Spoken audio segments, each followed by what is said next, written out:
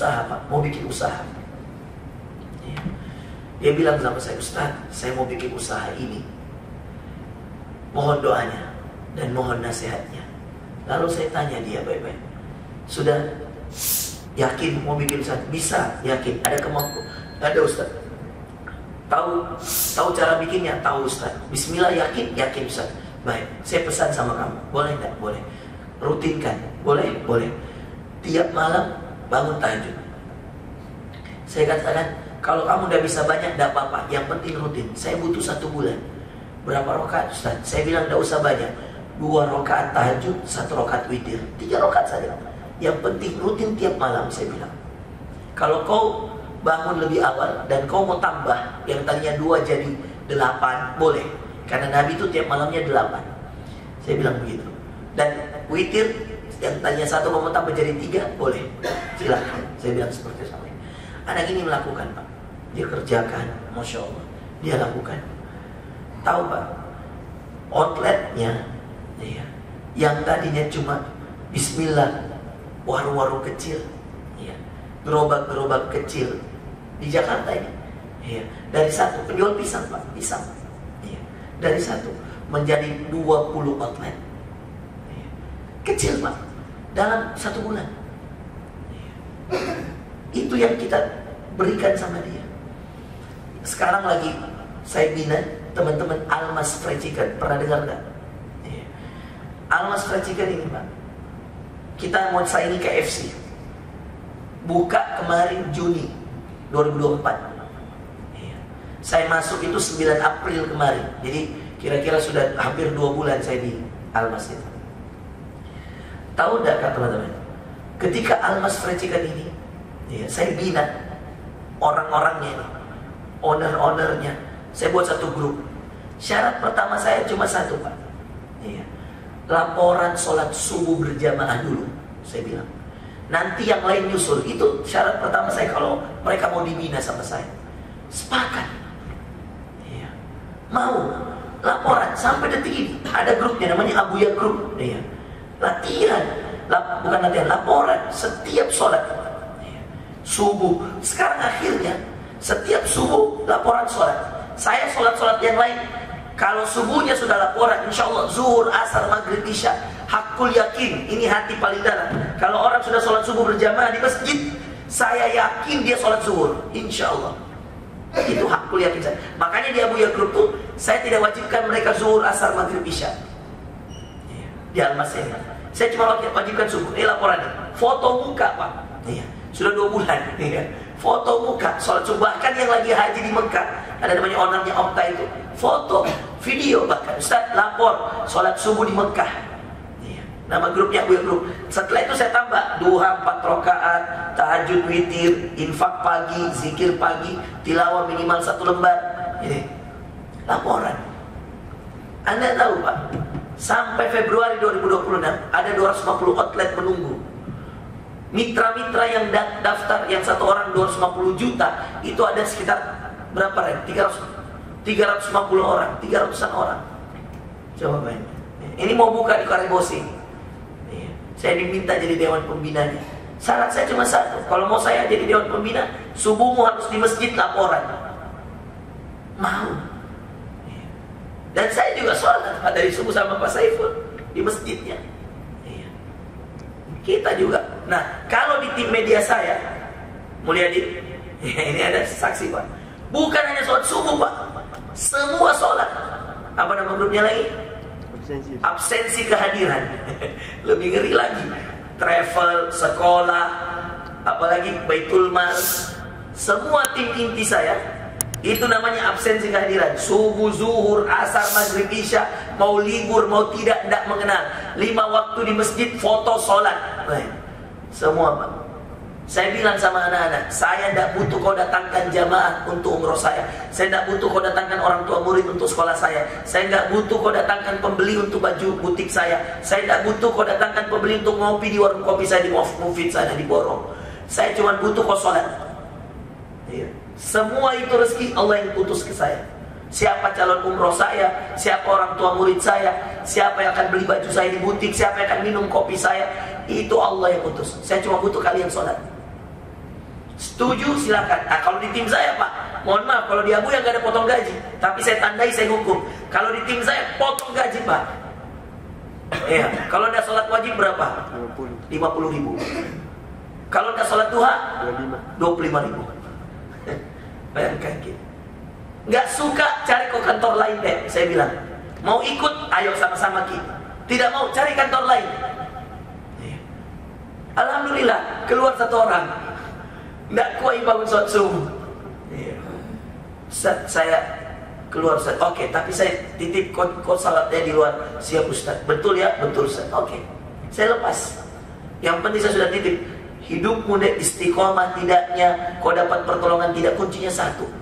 Iya, berkorbanlah sedikit untuk sholatmu. Karena kalau baik sholatmu, datang itu pertolongan Allah.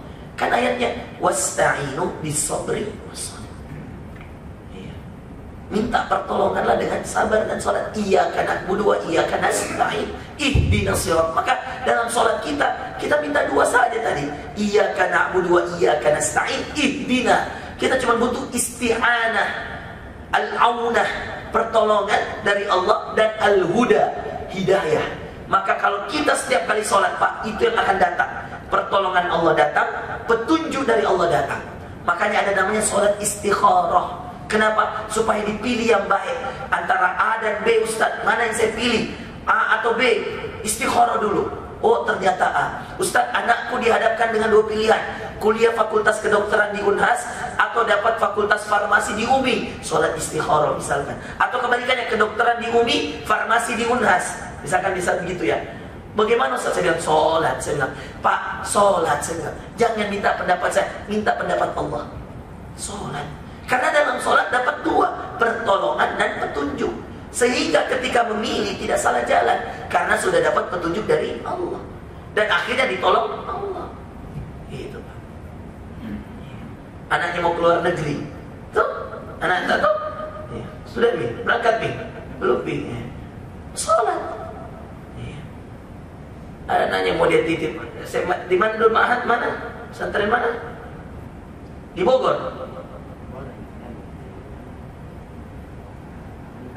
Diantar, menghafal di sana. Mau keluar negeri tuh, sholat banyak-banyak. Nanti ada caranya Allah pertemukan. Bagaimana caranya dia bisa keluar negeri? Biarnya Allah yang atur. Karena mama saya tidak pernah urus saya Pak. Iya, tidak pernah dia urus, tapi bisa keluar negeri, sholat. Nanti ketemu jalannya itu, jodoh, rezeki, semua Pak. Ketenangan hidup. Mau poligami Pak Kurni, sholat. Kalau mau, kalau masih berani toh, mau poligami, sholat, minta sama Allah. Kalau berani, ya begitu. Dan toh juga coba-coba kalau udah berani. Oke, baik. Saya kira itu Bapak Ibu sekalian ya, hari ini tentang perbaiki sholat. Kalau baik sholat, datang pertolongan Allah. Datang petunjuk dari Allah, yakin, insya Allah. Nggak mungkin ya, tapi ingat sholat itu berat, makanya butuh pengorbanan. Wa innaha lakabiratun illa 'alal khashi'in. Sungguh sholat dan sabar dan sholat itu berat sekali, kecuali bagi orang-orang yang khusyuk.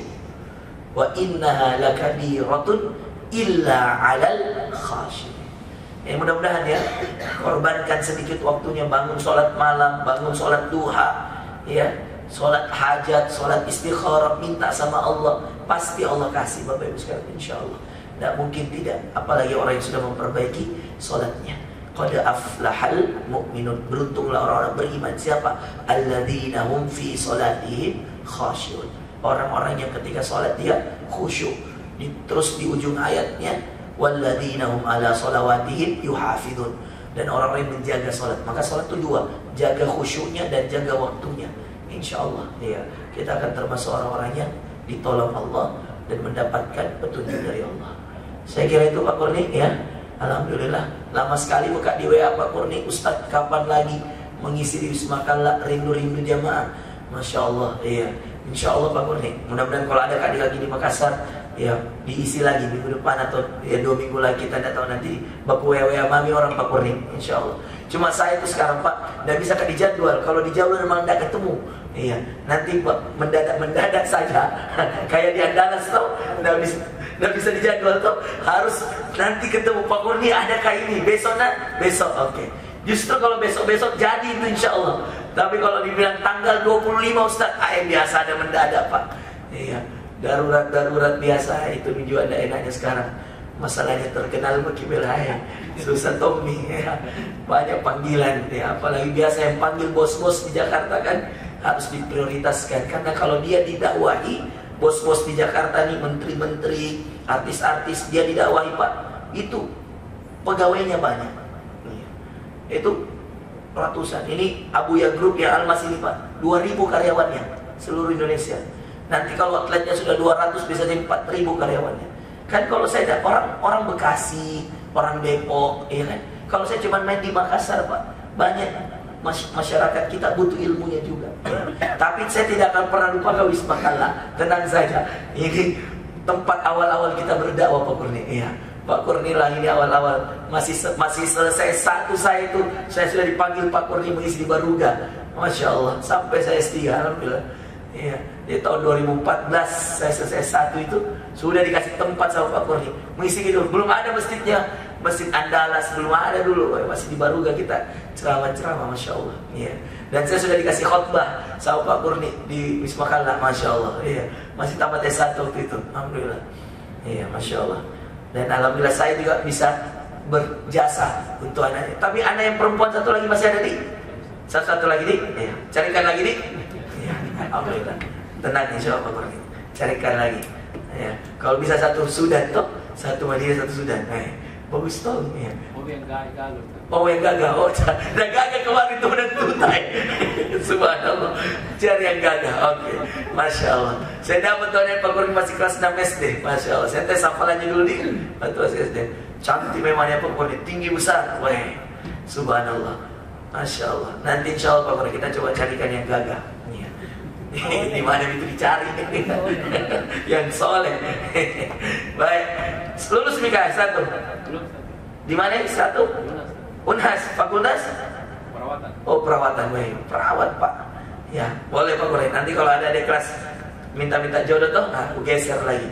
Yang penting soleh gagah, hafiz Quran toh. Insya Allah berdoa Pak Kurni. Allah Maha Kaya, Allah Maha mengatur gampang. Ya. Insya Allah, orang baik Pak, Masya Allah. Banyak sedekah-sedekahnya Haji Kalla, Pak Yusuf Kalla, dia yang bantu ya. Ketemu saya kemarin penjual beras, dia bilang, itu Haji Kalla bagi Pak Yusuf Kalla Ustaz, bagi 4 tot tiap bulan. Pak Kurni itu selalu WA saya. Saya bilang banyak malah tersembunyinya Pak Kurni ini, Masya Allah ya, dia yang bagi-bagi beras. Berasnya Pak JK di Haji Bau, Masya Allah. Baik, mudah-mudahan bermanfaat teman-teman. Assalamualaikum warahmatullahi wabarakatuh. Subhanakallah bihamdika, asyhadu an la ilaha illa anta, astaghfiruka wa atubu ilaik.